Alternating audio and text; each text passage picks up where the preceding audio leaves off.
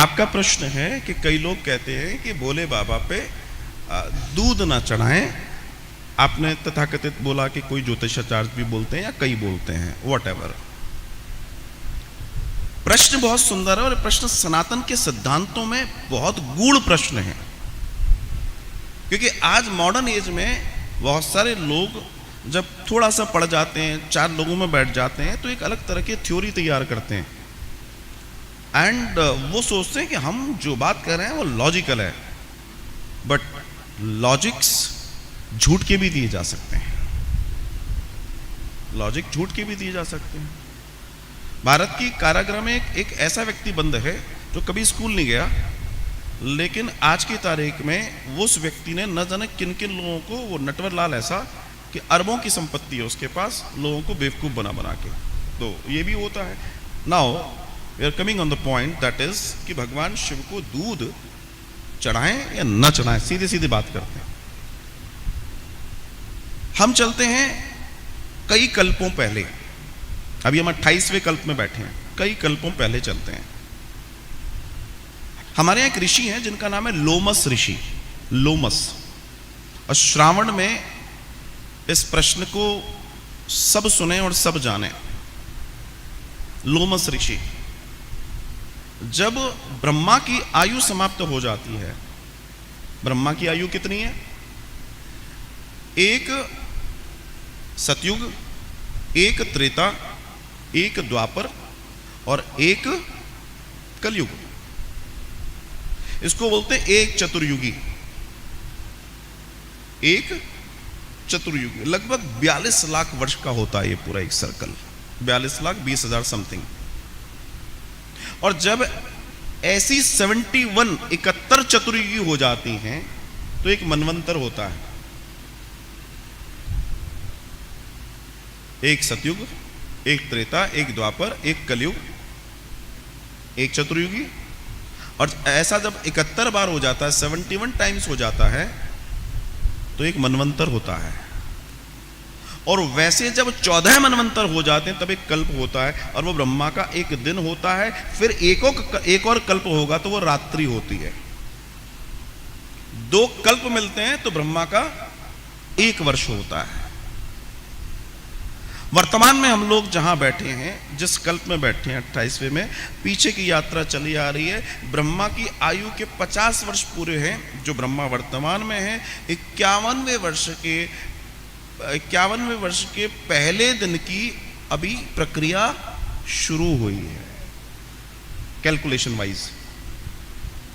तो जब ये ब्रह्मा ऐसे 100 वर्ष जी लेता है, जब ये ब्रह्मा ऐसे 100 वर्ष जी लेता है, तब लोमस जी की दाहिनी छाती के ऊपर से एक बाल तोड़ते हैं, डाल देते हैं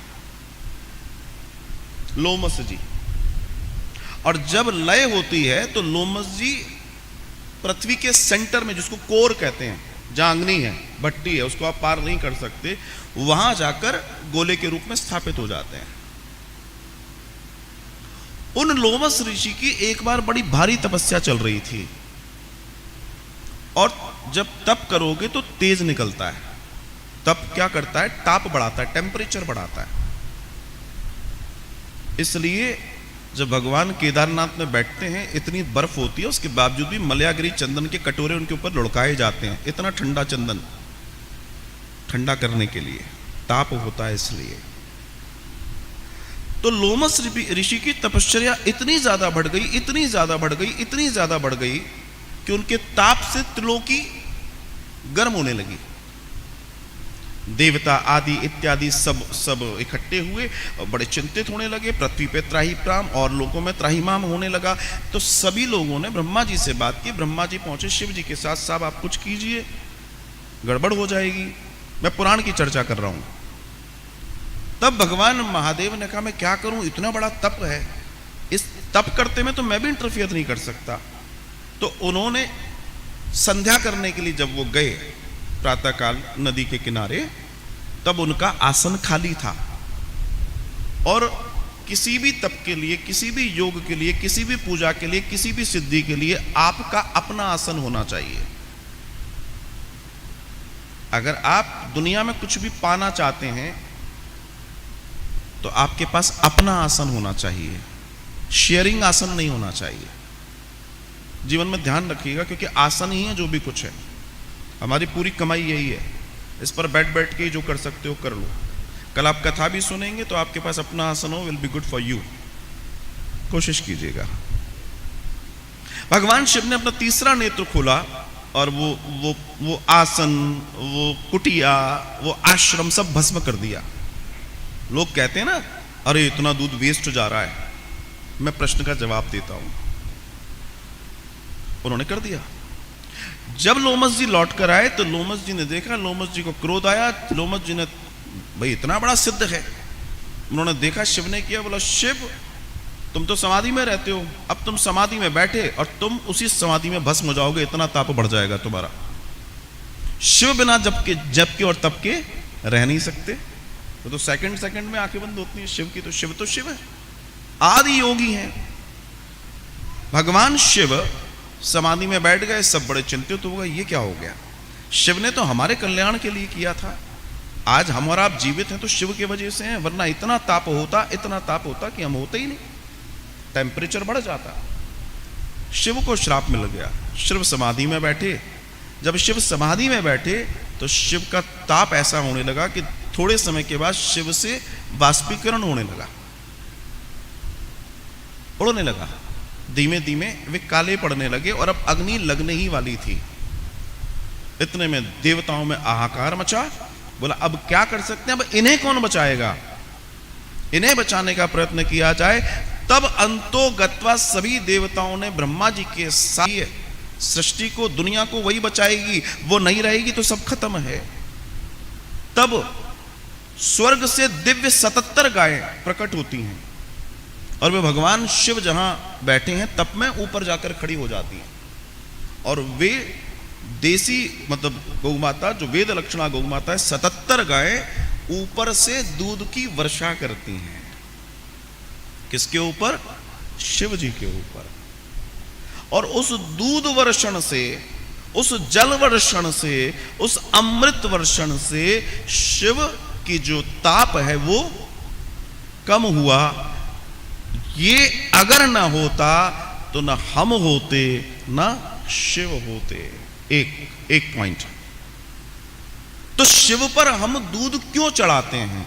क्योंकि वो समाधि में, वो तप में है, वो लोमस ऋषि के श्राप से पीड़ित हैं। उन्होंने हमें जीवन दिया है, इसलिए हम शिव को जल चढ़ाते हैं, शिव को दूध चढ़ाते हैं, शिव को दधि चढ़ाते हैं, शिव को धृत चढ़ाते हैं, शिव को पंचामृत चढ़ाते हैं, जिससे वो कूल रहें, ठंडे रहें, उनका ताप ना बढ़े। लेकिन इसमें एक बड़ी विडंबना है आज की तारीख में, बड़ी विडंबना। वो ये कि लोग दूध तो चढ़ाते हैं, लेकिन कौन सा दूध? अगर वो गौ माता का दूध नहीं है तो जिंदगी में न चढ़ाए।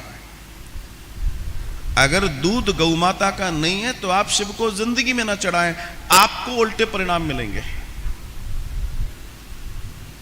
जीवन में ध्यान रखिएगा। भैंस का दूध, भैंस के उपले, भैंस का दही, भैंस का घी अगर आप किसी भी पूजा में उपयोग करेंगे तो आपके देवता नहीं, आपके दुष्ट और आपके दैत्य प्रबल होंगे और वो आपका नुकसान करेंगे। फिर आप कहते हैं इतना करते हैं, लेकिन उल्टा ही। And this is a fact. क्योंकि देवताओं को तो गौ माता का ही गव्य लगेगा, पंचगव्य लगता है। अच्छा, वो देवता नहीं खाएंगे तो देवता नहीं खाएंगे तो कौन खाएगा? जिनका भोजन है, जिनका भोजन है। तो हम और आप जाने अनजाने में ये भी एक बड़ी गलती कर रहे हैं। कर क्या रहे हैं? कर ही रहे। तो भूल से भी भगवान शिव पर, अच्छा भगवान शिव पर आपने कहा दूध नहीं है, ये कोई दिक्कत नहीं है। भगवान शिव को शुद्ध जल आप सिर्फ जल भी अर्पित कर दें और 2 बूंद गंगा जल की आप अर्पित कर दें, आपको वो सब मिल जाएगा जो पंचमेवा से भी नहीं मिल सकता। उसमें भी दोष हो सकता है, लेकिन इसमें दोष नहीं हो सकता। इसलिए भगवान शिव को तो आपको प्रत्येक पल प्रत्येक घड़ी दूध अर्पित जल अर्पित करना ही है। एक बात। अब कई बार यह प्रश्न आता है कि इतना बह जाता है गरीबों को, तो जिसने इस प्रश्न को उठाया था उस तथाकथित से मैं कहना चाहता हूं, एक प्रोग्राम में उठाया था किसी ने, उस तथाकथित से भी मैं कहना चाहता हूं, बात तो सही है कि इतना सारा दूध बह जाता है, गरीबों को जाए तो अच्छा है, इतनी सारी चादरें कब्रों पे चढ़ा दी जाती हैं, गरीबों पे चढ़ जाएं तो वो भी बहुत अच्छा है। प्रश्न का जवाब दे रहा हूं। आप शिव को दूध चढ़ाइए, वो आपका हक है, बाहर गरीबों को दीजिए, वो भी उनका हक है। किसी के भी कार्य में आप हस्तक्षेप इसलिए ना करें क्योंकि आपको मालूम ही नहीं है, उसके विज्ञान को तो जानिए, हुआ क्या था, क्यों दूध चढ़ाया जा रहा है, किस लिए चढ़ाया जा रहा है। अगर आप दूध ना चढ़ा रहे होते, आप घी ने लगा रहे होते, आप दही ना चढ़ा रहे होते, आप अभिषेक ना कर रहे होते, तो क्या आपको ज्योतिर्लिंग आज ऐसा मिलता? वो पत्थर कब से खत्म हो चुका होता। क्योंकि जब तक उसमें वो घी तेल नहीं होगा तब तक वो बना नहीं रहेगा, मॉइस्चर की जरूरत है। एक सूखा पत्थर बहुत सालों के बाद खत्म हो जाएगा, टूट जाएगा, ब्रेक कर जाएगा, डस्ट हो जाएगी उसकी। शिवलिंग क्यों नहीं होते? क्योंकि उनको आप घी दे रहे हैं, मतलब उस पत्थर को जोड़े रखें, उसके पीछे का रीजन है, इसलिए वो चढ़ाए रखना हम सबके लिए बहुत जरूरी है।